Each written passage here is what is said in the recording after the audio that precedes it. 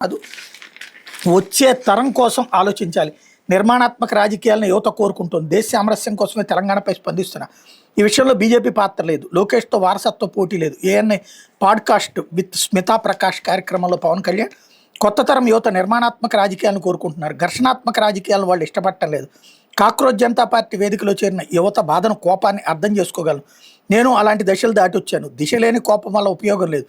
ప్రస్తుత పరిస్థితుల్లో నాయకులు తదుపరి ఎన్నికల కోసం కాకుండా తదుపరి తరం కోసం ఆలోచించాలని జనసేన అధ్యక్షుడు ముఖ్యమంత్రి పవన్ కళ్యాణ్ పేర్కొన్నారు.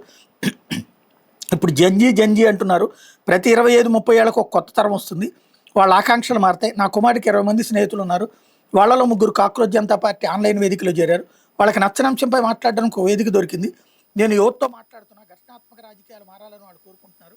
నిరంతరం గొడవలు సృష్టించే నాయకులు వద్దని, సమస్యలు పరిష్కరించే నాయకులు కావాలని చెప్తున్నారు అన్నటువంటిది ఉప ముఖ్యమంత్రి చెప్పారు. ఫస్ట్ ఆయన ఆలోచించుకోవాలి.